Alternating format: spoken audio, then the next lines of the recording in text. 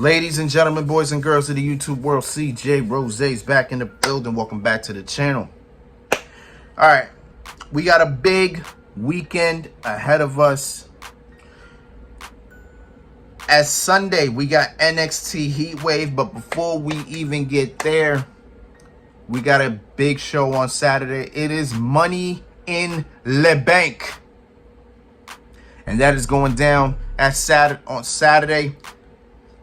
Live in the 6 T-Dot. We in Toronto, Canada with it. So we're once again outside of the United States. And Canada is usually a very good crowd, so I'm expecting nothing less at Money in the Bank. And since we're going to be outside of the US, we have our standard 5 matches. Let's hop on to it. All right, so the first match we're going to talk about is Sami Zayn in his home country of Canada. He will defend his Intercontinental Championship against my boy, the dog, Braun Breaker.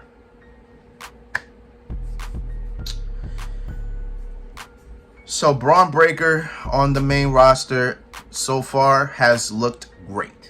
He has looked great. They're doing a very good job with my boy Braun Breaker at this point in time. Mwah, you know what I'm saying? Right now, mwah, chef's kiss. You know what I'm saying? Right now, chef's kiss. And now, they got him in a title match against Sami Zayn. So at this point in time, Braun Breaker killed a random guy. He was on NXT. He was from NXT, but he killed them. He killed Ricochet. Killed him so badly that Ricochet will not be seen on WWE TV anytime soon. He's hurt Dragon. I want to say hurt him. And he's gone up against Sheamus and Ludwig Kaiser. Well, not really Kaiser, but you get what I'm saying. So now he says sights on Sami Zayn and the Intercontinental Championship. I'm telling you this right now.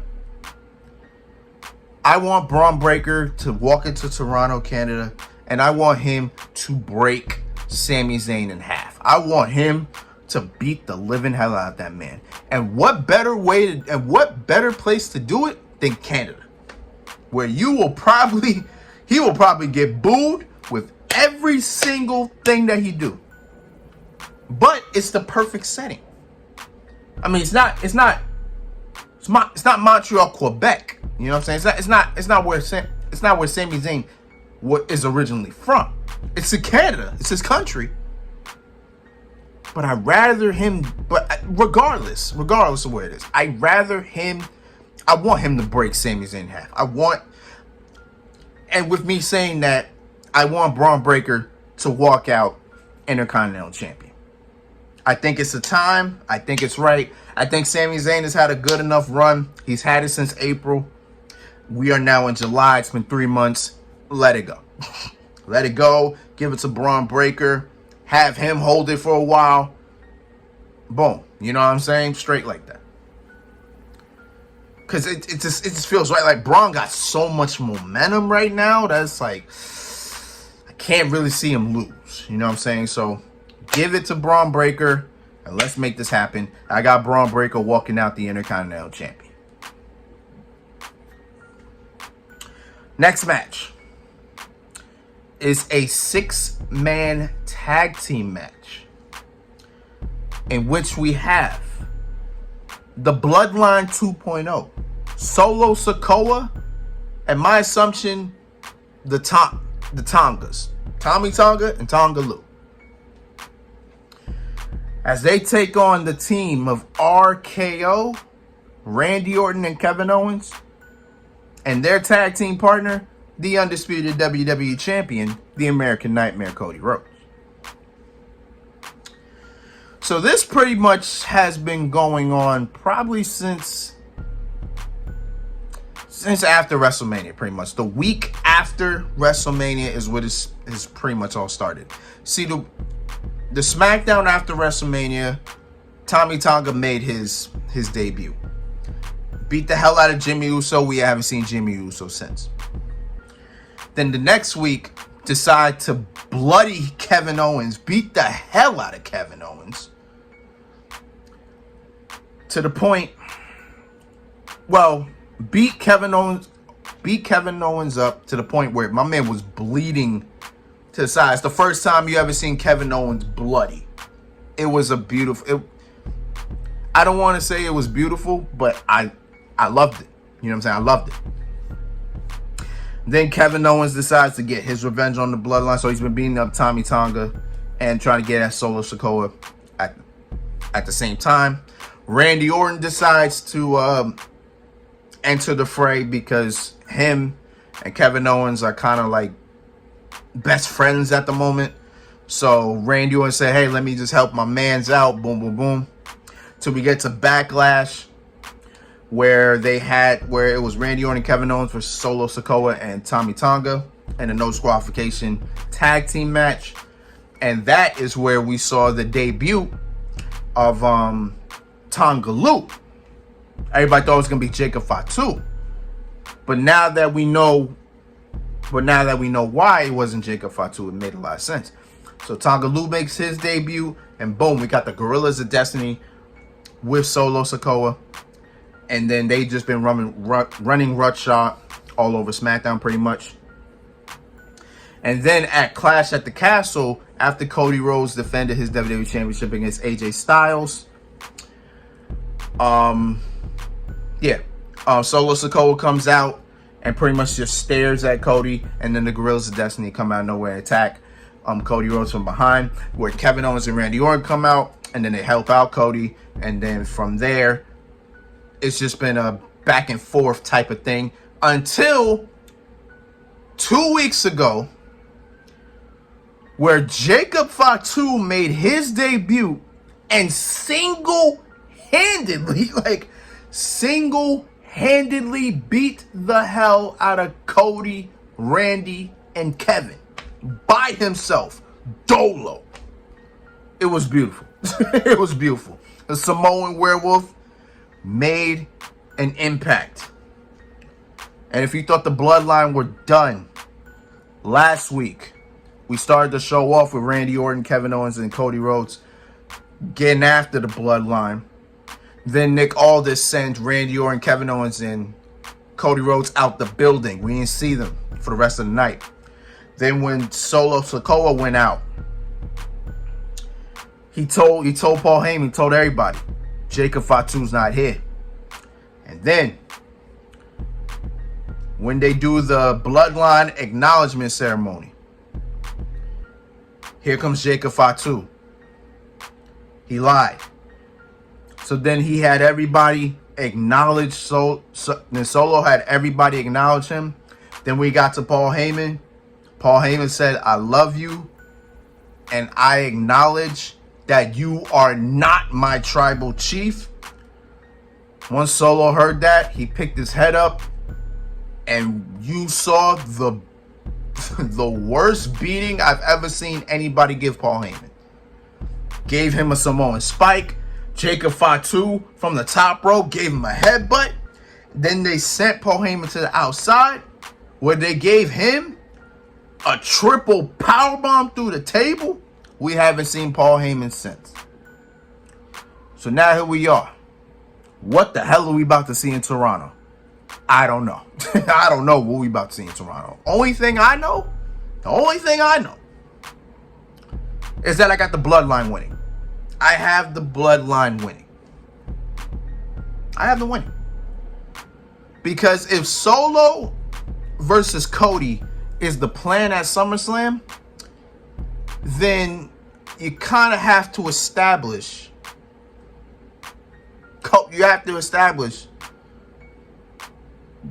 Solo Sikoa as a serious threat.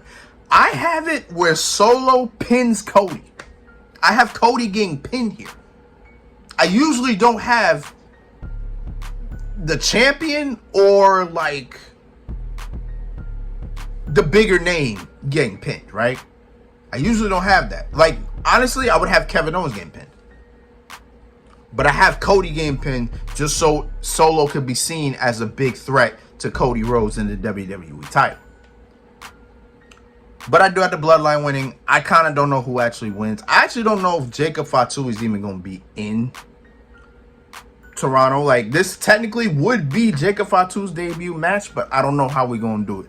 But either way, I do have the bloodline winning. This should be a fire match. I'm looking forward to it. We move on from the WWE Champion to the World Heavyweight Championship, where Damian Priest will defend against the returning Seth Rollins. So, 2 weeks ago, Seth Rollins surprised the world, and I mean the world, by coming back after 2 months, because he wasn't seen, well, 2.5 months, because we haven't seen Seth Rollins since WrestleMania, where he lost the World Heavyweight Championship to Drew McIntyre. He comes back, pretty much says it feels good to be back, yada, yada, yada, all that. Then he says, I'm back to get what I lost, the World Heavyweight Championship. Out comes Damian Priest, yada, yada, yada. And then they make it official. Seth Rollins is returning to action this Saturday at Money in the Bank. Now, I'm surprised because I thought Seth would at least be out for more time than he originally was. He was out for 2.5 months. I thought Seth was going to be out till like Survivor Series at least. He'll be back in November. Like, that's good enough time. April to November. That's what, 7 months? 7 months or so? That's good enough time. We don't see Seth Rollins. You don't see Becky Lynch. They're both at home taking care of their baby. All that, right? Seth Rollins comes back 2 months later. I'm like, all right. People were saying, damn, Seth Rollins needs to rest. Seth Rollins needs to be at home. I'm like, listen, nobody knows you better than you. You know what I'm saying? If you feel you are good enough to do what you want, I'm not. Who am I to stop? Who are we to stop you? If he is saying I'm good to go, leg feels good, body feels good, I'm ready to go, who are we to stop him? Who are we to tell him no, you can't? None of us are capable of doing that. So Seth Rollins feels good, boom. Now, here's some incentive to this match, though. If Seth Rollins loses, Seth Rollins can no longer challenge for the World Heavyweight Championship as long as Damian Priest is champion. However, if Damian Priest loses, Damian Priest is out a Judgment Day. Now, based on what we saw on Monday Night Raw, there's a very great chance that Damian Priest does not walk out World Heavyweight Champion. There's a very great chance that Seth Rollins becomes the World Heavyweight Champion again. And you know what? I'm leaning more towards that, not because of the Judgment Day thing. I'm leaning more towards that because Seth Rollins will take that World Heavyweight Championship to SummerSlam and he will lose it to Gunther. And what better person for Gunther to win the World Heavyweight Championship from than Seth Rollins? So I think Seth Rollins holds that title for at least a month. It goes into SummerSlam, loses it to Gunther, and then boom, Gunther's our new World Heavyweight Champion. I think that's how the story goes. And Seth Rollins will win the World Heavyweight Championship. Damian Priest will be out at Judgment Day. I think Liv Morgan costs Damian Priest the title. And then it was Finn Balor, the one to give the call, because, Finn Balor and Liv Morgan seemingly look like they've been, talking and whatever the case is. So then Finn Balor goes out there and probably beats the hell out of Damian Priest, and then JD McDonough, Carlito, and Dominic join in, and then they just jump Damian Priest, and then boom, Priest out Judgment Day, and then Priest becomes a face. And then boom, we have the Priest, then we have Finn Balor, Damian Priest at SummerSlam. Straight like that. So I got Seth. I have Seth Rollins winning. Not to say I don't see Damian Priest winning, because I think Liv Morgan could help Damian Priest retain. You know, like, I guess it just all depends on what happens, right? So, but I'm leaning more towards Seth Rollins becoming World Heavyweight Champion again. So I got it like that. As we move on with the Money in the Bank ladder matches, we kick it off with the women. From Raw, we got Lyra Valkyria, Io Sky, Zoe Starks, and who was the last person from Raw? Oh, I'm sorry. It's only 6. I'm tripping. Why am I thinking it's 8? It's only 6. So it's Lyra Valkyria, Io Sky, and Zoe Starks. From SmackDown, Chelsea Green, Naomi, and Tiffany Stratton. I'm happy for Lyra Valkyria. I'm happy for her, because ever since she got to the main roster, she's been put in some big time matches. She went far into the Queen of the Ring, and now she's in Money in the Bank. Good stuff. I just wanted to put that out there. Well, Lyra Valkyria has been doing well. Io Sky has been off her rocker lately. Zoe, I think Zoe's here just to be here. I'm being honest. Zoe's just here to be here. Tiffany, Chelsea, Neil. I don't know what I must say about them, but I already knew they were going to be in it. So here's how I'm seeing this, right? I had no idea who could win the women's Money in the Bank, but now that I know everybody who's in it, the winner's coming from SmackDown. Because I got Chelsea, I got Tiffany, and I got Naomi as the 3 biggest favorites out of this match. I got those 3. Because I don't see Raw winning anything. I mean, Io won last year, so I don't really see her winning it again. I don't know what the hell they're doing with Zoe Starks, to be perfectly honest with you. And then Lyra, I feel like it's maybe too soon to give her something like that. But then again, Tiffany Stratton is in this match too. And I kind of got her winning. So, I don't know. I'll put Lyra as my dark horse. That's how we'll do it. I'll put Lyra as my dark horse. But for my favorites, I got Tiffany, I got Chelsea, I got Naomi. If I was to pick a winner out of those 3, I feel like Tiffany gets it. Like, I could see Chelsea winning it, but I feel like I see Tiffany winning it more. I don't know what it is. Like, I feel like Tiffany wins it more. Naomi deserves it probably more, but I got Tiffany winning it out of all. Just feels much better, right? It just feels like that's the direction that we're gonna go. Especially the fact that Tiffany and Nia Jax are looking to become a thing. So think about it. We got Queen of the Ring, Nia Jax, and then we got Miss Money in the Bank, Tiffany Stratton, which probably will set up a different program, because come SummerSlam, I got Nia Jax becoming the women's champion. And with Tiffany Stratton as Money in the Bank, they could probably set something up like that and then make it work like that. So, you know, we can create a story with Tiffany just winning. We already got the story right there. With everybody else, there's not much. You would have to create something. But yeah, so pretty much I got Tiffany winning. But I have Tiffany as the big favorite to win. But I have Chelsea and Naomi as the others. And I got my dark horse as Lyra Valkyria. Boom.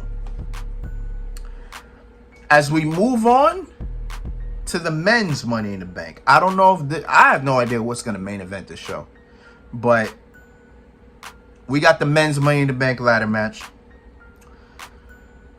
From Monday Night Raw, we got...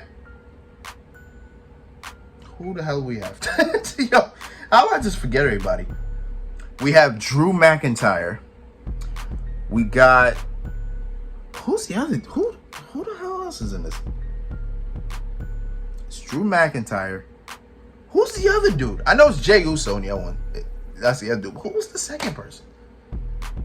It's I have no idea. Oh my god. Okay, SmackDown is LA Knight. LA Knight. Yeah.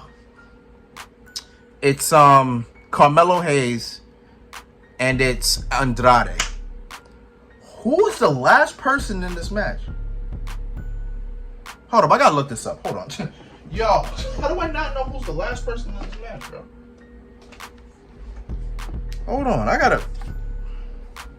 Let me look this up real quick, bro. How do I not know who's the last person in this match?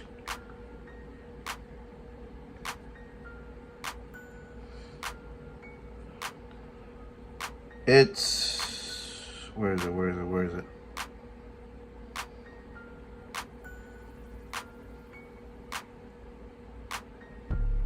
Oh, it's Chad Gable. That's who it is. Jesus. It's Chad Gable. So for Monday Night Raw, it's Drew McIntyre, it's Chad Gable, it's Jey Uso. From SmackDown, it's LA Knight. Yeah, it's Melo. Carmelo Hayes and it's Andrade. Okay. So I think the biggest favorite to leave is, of course, Mr. Yeet in the Bank, Jey Uso. That's the favorite to walk out of this match. And I kind of have him winning as well. But my thing with him is, in the past year, since May of last year, Jey Uso has competed for every single title in WWE. Every single championship. I'm talking the United States Championship, the tag titles, the Intercontinental Championship, the Undisputed title, and the World Heavyweight Championship. He has competed for every single championship and he hasn't won anything. So somebody has to convince me why Jey Uso would be the guy to walk out champion. Yeah, he's probably the biggest face in the company. I get that. Well, one of. Is he bigger than Cody Rhodes at this point? I think they're probably neck and neck. But yeah, he's one of the biggest faces in the business. I understand that. But how can you convince me that he will become the World Heavyweight Champion? Actually, well, I don't know. I don't know. But how can you convince me that he'll win when he hasn't won anything? Yeah, he literally hasn't won anything in a year. So it's like, you got to help me with that. But I do have him partially winning. So I got him winning. Chad Gable, I don't see winning because of his whole thing with the Wyatt Six. I feel like they probably will get involved. Or somebody from there will get involved.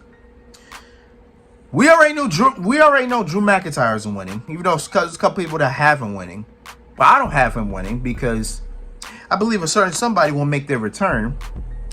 That being CM Punk, he will return and probably cost Drew McIntyre the Money in the Bank ladder match, and then that will add more fuel to the fire of that rivalry. I don't see Andrade winning. I don't. I really want Carmelo Hayes to win. I think Carmelo Hayes winning this would be great, but it may not be his time yet. I don't know when it will be, but I don't think it's his time yet. And then there's LA Knight, who, if I was to pick somebody else to win, it would be him. I would pick LA Knight to win this as well.